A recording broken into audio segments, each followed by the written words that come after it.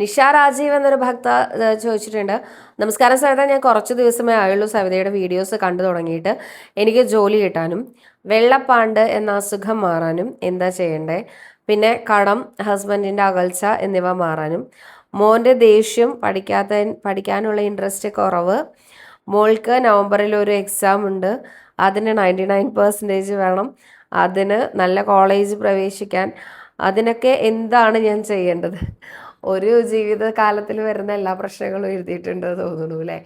എല്ലാത്തിനും കൂടി എന്താ ചെയ്യേണ്ടത് ചോദിച്ചാൽ ഗുരുവായൂരപ്പനെ പ്രാർത്ഥിക്കുക, അതാണ് വേണ്ടത്. ഇതിനെല്ലാം വെറുതെ ഇരുന്ന് പ്രാർത്ഥിക്കുക എന്നൊരർത്ഥമേ ഇല്ല കേട്ടോ. ഞാൻ ഇൻസ്റ്റഗ്രാമിൽ പോസ്റ്റ് ചെയ്യുന്ന എല്ലാ വീഡിയോസിൻ്റെയും താഴെ ഒരാളെങ്കിലും നിങ്ങൾക്ക് വട്ടാണോ, എന്താ നിങ്ങളിങ്ങനെ പറയുന്നത് എന്നൊക്കെ ചോദിക്കേണ്ടത്. കടം മാറാൻ ജോലിക്ക് പോകാൻ പറഞ്ഞൂടെ? ജോലിക്ക് പോകുന്ന ആർക്കും കടമില്ല എന്ന് ഞാൻ വിശ്വസിക്കുന്നില്ല കേട്ടോ. നിങ്ങൾ ജോലിക്ക് പോകുന്നില്ലേ? നിങ്ങൾക്ക് കടമൊന്നുമില്ലേ? അപ്പോൾ കടമുള്ളവരുണ്ട് ജോലിക്ക് പോയി എന്ന് കരുതിയിട്ട് നമുക്കത് സെറ്റിൽ ചെയ്യാൻ പറ്റില്ല, അല്ലെങ്കിൽ നമുക്കതല്ലെങ്കിൽ ഒരു ടെൻഷൻ ഒക്കെ വരുമ്പോഴാണ് നമ്മൾ ഈശ്വരനെ സമീപിക്കുക അല്ലേ. ഇന്ന കാര്യത്തിന് ഇന്ന വഴിപാട് ചെയ്താൽ നേരെയാവുമെന്ന് പറയാൻ ഞാൻ ജ്യോതിഷന്മാരുടെ ഇതൊന്നും അല്ല കേട്ടോ. ഗുരുവായൂർ ക്ഷേത്രത്തിൽ അനേകം വഴിപാടുകളുണ്ട്. അത് ഭക്തരാൽ ചെയ്യപ്പെടുന്ന വഴിപാടാണ്. ഇതൊക്കെ എന്തിനാണ് എന്ന് മാത്രമാണ് ഞാനിവിടെ പറയണത്. ഞാനായിട്ട് കണ്ടുപിടിച്ച വഴിപാടുകളൊന്നും തന്നെ അതിലില്ല. മാത്രമല്ല, ഈ വഴിപാടുകളൊക്കെ ചെയ്താൽ ഇതിന് ഇന്നതാണ് ഫലം എന്ന് പ്രഖ്യാപിച്ചതും ഞാനല്ല. അതൊക്കെ അവിടെ പൂർവികർ പറഞ്ഞു വെച്ചിട്ടുള്ളതാണ്.